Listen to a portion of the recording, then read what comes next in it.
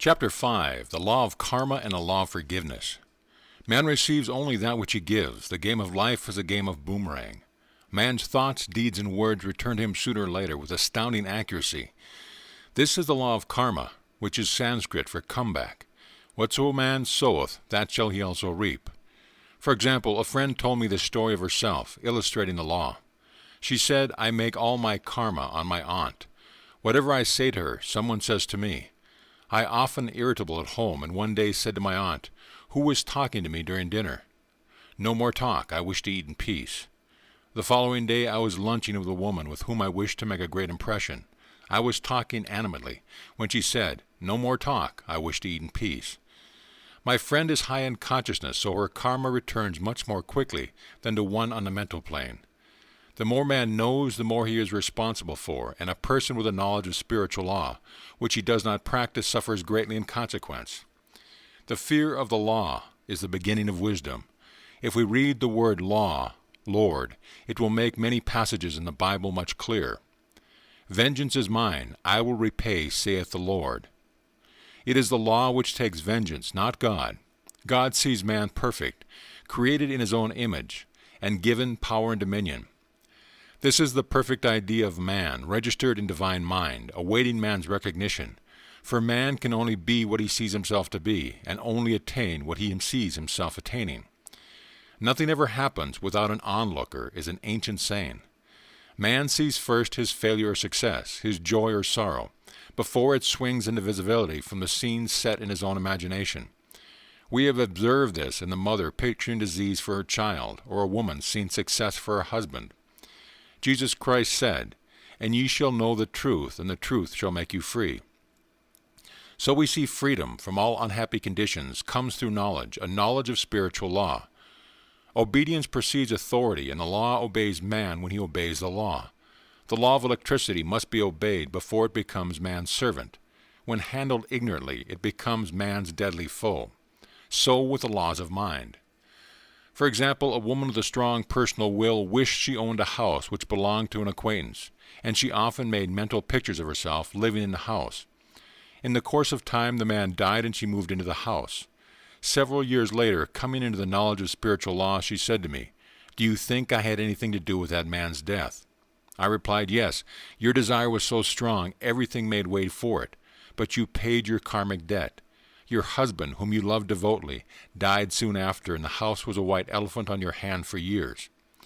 The original owner, however, could not have been affected by her thoughts had he been positive in the truth, nor her husband, but they were both under karmic law. The woman should have said, feeling the great desire for the house, Infinite intelligence, give me the right house, equally as charming as this, the house which is mine by divine right. The divine selection would have given perfect satisfaction and brought good to all. The divine pattern is the only safe pattern to work by.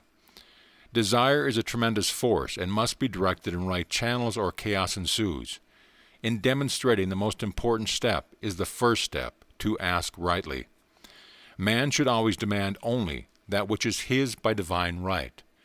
To go back to the illustration, had the woman taken this attitude, if this house I desire is mine, I cannot lose it. If it is not, give me its equivalent. The man might have decided to move out harmoniously had it been the divine selection for her, or another house would have been substituted. Anything forced into manifestation through personal will is always ill-got and has ever bad success.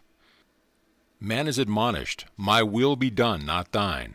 And the curious thing is, man always gets just what he desires when he does relinquish personal will, thereby enabling infinite intelligence to work through him. Stand ye still and see the salvation of the Lord. For example, a woman came to me in great distress. Her daughter had determined to take a very hazardous trip, and the mother was filled with fear. She said she had used every argument and pointed out the dangers to be encountered and forbidden her to go, but the daughter became more and more rebellious and determined. I said to the mother, you are forcing your personal will upon your daughter, which you have no right to do, and your fear of the trip is only attracting it, for man attracts what he fears. I added, let go and make your mental hands off. Put it in God's hands and use this statement. I put this situation in the hands of infinite love and wisdom. If this trip is a divine plan, I bless it and no longer resist. But if it is not divinely planned, I give thanks that it is now dissolved and dissipated. A day or two after that, her daughter said to her, "Mother, I have given up the trip, and the situation returned to its native nothingness.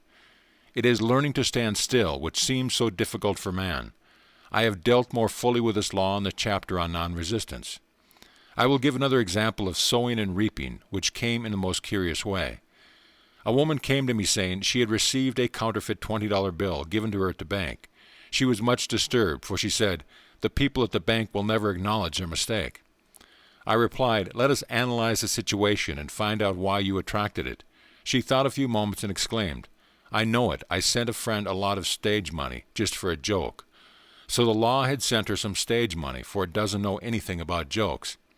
I said, "Now we will call on the law of forgiveness and neutralize the situation.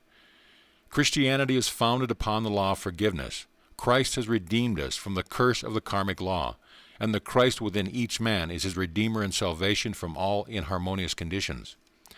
So I said, "Infinite Spirit, we call on the law of forgiveness and give thanks that she is under grace and not under law, and cannot lose this $20, which is hers by divine right. Now," I said, "go back to the bank and tell them fearlessly that it was given to you, there by mistake." She obeyed, and to her surprise they apologized and gave her another bill, treating her more courteously. So knowledge of the law gives man power to rub out his mistakes. Man cannot force the external to be what is not. If he desires riches, he must be rich first in consciousness. For example, a woman came to me asking treatment for prosperity. She did not take much interest in her household affairs, and her home was in great disorder. I said to her, "If you wish to be rich, you must be orderly. All men with great wealth are orderly, and order is heaven's first law." I added, "You will never become rich with a burnt match in the pincushion." She had a good sense of humor and commenced immediately, putting her house in order. She rearranged furniture, straightened up bureau drawers, cleaned rugs, and soon made a big financial demonstration, a gift from a relative. The woman herself became made over and keeps herself keyed up financially by being ever watchful of the external and expecting prosperity, knowing God is her supply. Many people are in ignorance of the fact that gifts and things are investments, and that hoarding and saving invariably lead to loss. There is that scattereth, and yet increaseth, and there is that withholdeth more than is met, but it tendeth to poverty. For example, I knew a man who wanted to buy a fur-lined overcoat. He and his wife went to various shops, but there was none he wanted. He said they were all too cheap-looking. At last he was shown one the salesman said was valued at $1,000, but which a manager would sell him for $500, as it was late in the season. His financial possessions amounted to about $700. The reasoning mind would have said, "You can't afford to spend nearly all you have on a coat," but he was very intuitive and never reasoned. He turned to his wife and said, "If I get this coat, I'll make a ton of money." So his wife consented weakly. About a month later he received a $10,000 commission. The coat made him feel so rich, it linked him with success and prosperity. Without the coat, he would not have received the commission. It was an investment paying large dividends.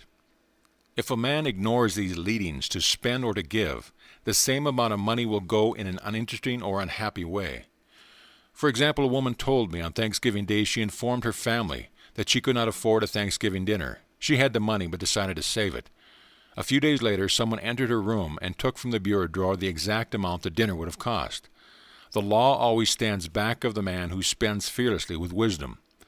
For example, one of my students was shopping with her little nephew. The child clamored for a toy, which she told him she could not afford to buy. She realized suddenly that she was seeking lack and not recognizing God as supply. So she bought the toy and on her way home picked up, in the street, the exact amount of money she had paid for it. Man's supply is inexhaustible and unfailing when fully trusted, but faith or trust must precede the demonstration. According to your faith be it unto you. Faith is the substance of things hoped for, the evidence of things not seen. For faith holds the vision steady, and the adverse pictures are dissolved and dissipated, and in due season we shall reap, if we faint not. Jesus Christ brought the good news, the gospel, that there was a higher law than the law of karma, and that the law transcends the law of karma. It is the law of grace or forgiveness. It is the law which frees man from the law of cause and effect, the law of consequence, under grace and not under the law. We are told that on this plane man reaps where he has not sown. The gifts of God are simply poured out upon him.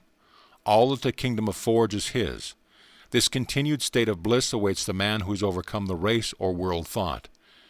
In the world thought there is tribulation, but Jesus Christ said, "Be of good cheer, I have overcome the world." The world thought is that of sin, sickness, and death.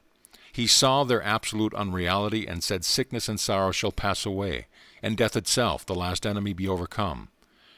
We now know from a scientific standpoint that death could be overcome by stamping the subconscious mind with the conviction of eternal youth and eternal life. The subconscious, being simply power without direction, carries out orders without questioning. Working under the direction of the superconscious, the Christ or God within man, the resurrection of the body would be accomplished. Man would no longer throw off his body in death. It would be transformed into the body electric, sung by Walt Whitman. For Christianity is founded upon the forgiveness of sins and an empty tomb. End of chapter.